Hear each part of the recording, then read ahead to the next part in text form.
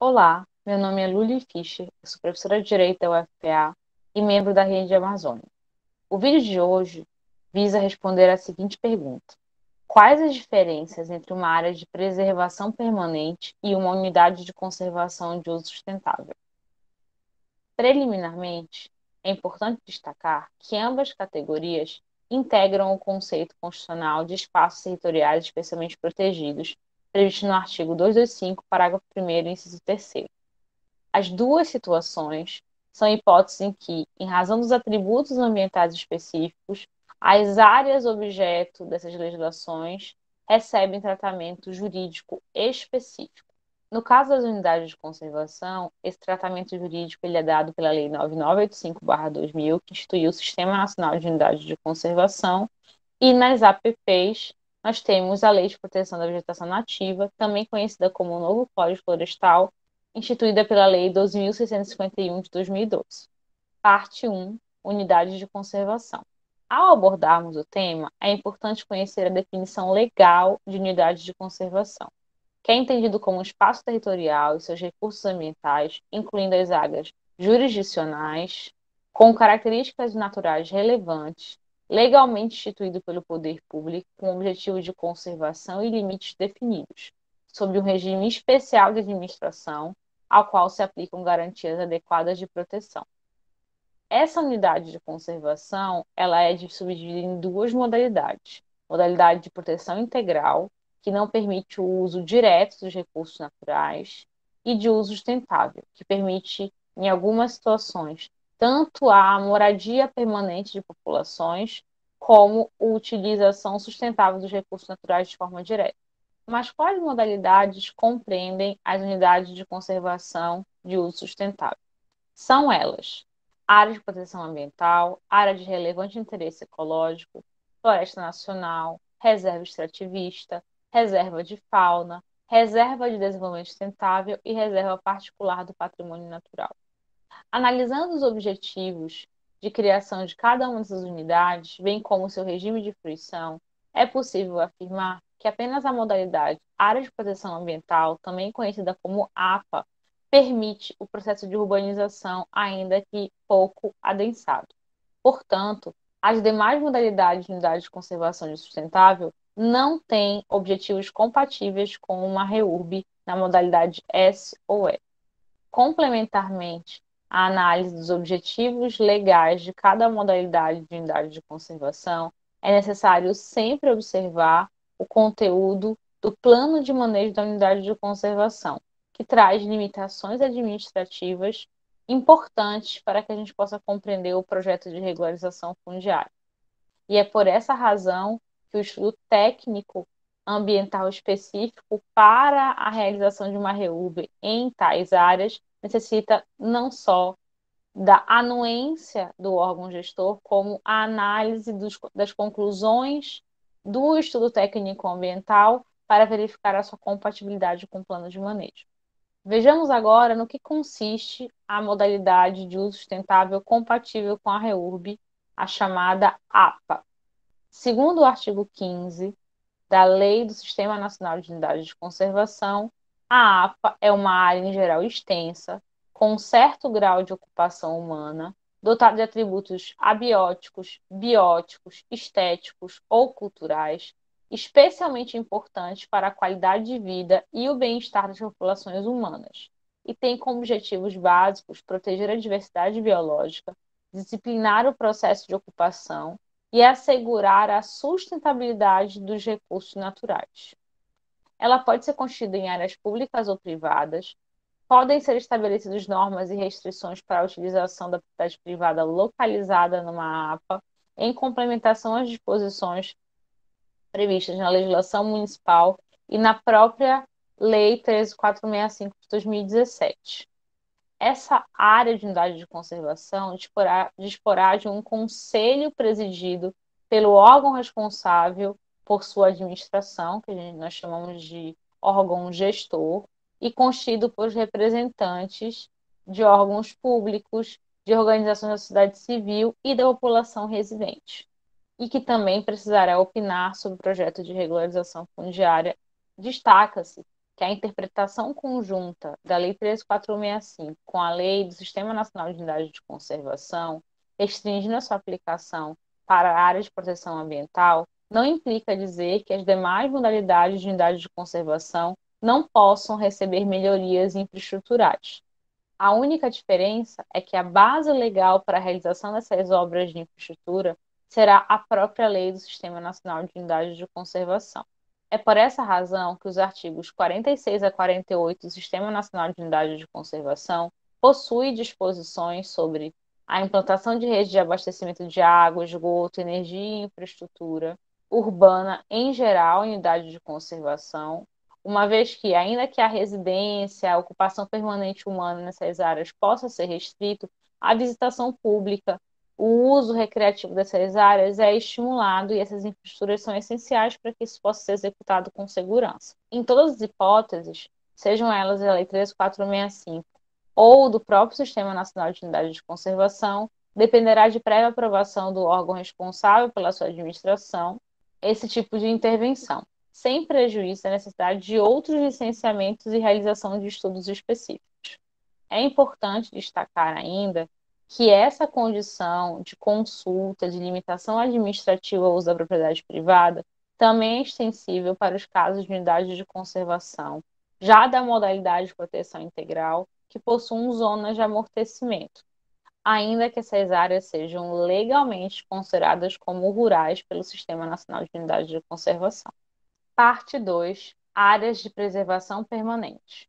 As áreas de preservação permanente são definidas por lei como área protegida, coberta ou não por vegetação nativa, com a função ambiental de preservar os recursos hídricos, a paisagem, a estabilidade geológica e a biodiversidade, facilitar o fluxo gênico da fauna e flora, proteger o solo e assegurar o bem-estar das populações humanas. A legislação em vigor manteve duas modalidades de área de preservação permanente, também conhecidas como APPs. As modalidades legais, que são criadas e instituídas por lei, e as modalidades administrativas, que são criadas por ato específico do poder público competente pela sua instituição. Tanto as modalidades que são instituídas por lei ou por ato administrativo podem ser objeto de supressão, em hipóteses taxativas previstas em lei, que são os casos de utilidade pública, entre as quais se incluem a realização de obras de infraestruturas públicas, e de interesse social, na qual se enquadra a REURB-S. Apesar da utilização da expressão preservação permanente, a própria legislação prevê a possibilidade de realização de pequenas atividades que não importem em supressão da cobertura vegetal, denominadas de baixo impacto ambiental, e que são disciplinadas por meio de resoluções do Conselho Nacional de Meio Ambiente ou dos Conselhos Estaduais de Meio Ambiente. As áreas previstas na legislação federal como de preservação permanente são as faixas marginais de qualquer curso d'água natural perene e intermitente, as margens de lagoas e lagos naturais, as áreas no entorno de reservatórios de águas artificiais decorrentes de barramento ou represamento de cursos de água naturais, e nos casos de reservatórios artificiais, as áreas situadas no entorno de reservatórios de águas artificiais decorrentes de barramento ou represamento de cursos de águas naturais, e nos casos de reservatórios artificiais, sendo que neste último caso existem hipóteses em que poderá ser dispensada a existência de área de preservação permanente. Também são consideradas APPs áreas no entorno de nascentes e olhos d'água perenes e em costas com declividade superior a 45 graus, bordas de tabuleiro ou chapadas e áreas com altitude superior a 1.800 metros, e áreas de restingas, manguezais e veredas. Como nós estamos trabalhando com a realidade amazônica, que tem uma bacia hidrográfica bastante significativa, nós vamos nos concentrar especificamente nas hipóteses identificadas nesse slide, que são chamadas de APPs hídricas, aquelas que foram, inclusive, citadas expressamente na Lei 13.465 de 2017 e que estão sujeitas a estudos ambientais específicos. A presente imagem ilustra como as APPs hídricas são tratadas pelo novo Código Florestal. Então, nós verificamos que, em condições normais, fora das áreas de regularização fundiária, eu tenho uma margem de APP variável de acordo com a largura do rio. Ocorre que a própria legislação florestal trouxe hipóteses de consolidação de usos pretéritos à sua aprovação. No caso da REURB, seja a modalidade de interesse social específico, houve a modificação da legislação em vigor pela Lei 13.465, trazendo as seguintes hipóteses. No caso de REURB-S, a possibilidade de supressão total da área para finalidade ocupacional, sendo que essa supressão, considerada de interesse social, deverá ocorrer mediante o processo de aprovação do projeto de regularização fundiária. Já a modalidade de regularização de interesse específico, ela estabelece que a necessidade de se manter sempre que possível a maior extensão de área de preservação permanente, devendo ser observada pelo menos a largura de 15 metros de cada lado. Nesse caso, também, eventual autorização de supressão, ainda que não seja pela modalidade de interesse social, ocorrerá mediante a aprovação de projetos de REURB. Já com relação às áreas de preservação permanente situadas no entorno de reservatórios, é importante destacar que existem diferenças entre as disposições contidas na Lei 13.465 de 2007 e da Lei 2.651 de 2012, também conhecida como Novo Código Florestal. Enquanto na Lei 13.465, em seu artigo 11, parágrafo 4º, a legislação estabeleceu que na REURB a ocupação que tenha ocorrido às margens de reservatórios artificiais de água destinados à geração de energia ou abastecimento público, a faixa da PPP deverá corresponder à distância entre o nível mínimo operativo normal e a cota maximorum. O artigo 62 estabelece um marco temporal para a aplicação desse conceito de APP, que é de 24 de agosto de 2001, não sendo necessária a observância desse marco temporal em caso de REURB, por se tratar de legislação posterior mais específica. É importante destacar que, em situações fora de REURB, a regra geral para a manutenção de APPs em áreas de reservatório é de 15 metros de faixa mínima e de 30 metros como faixa máxima em áreas urbanas. Ainda sobre a questão das áreas de preservação permanente, eu destaco algumas disposições contidas nas legislações citadas que estão diretamente relacionadas com o processo de regularização fundiária urbana.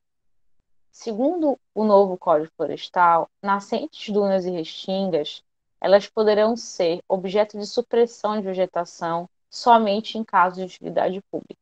Já as áreas de manguezal poderão ter a sua supressão autorizada excepcionalmente para execução de obras habitacionais e de urbanização inseridas na modalidade de interesse social, quando se verificar que a função ecológica dos mangues está comprometida.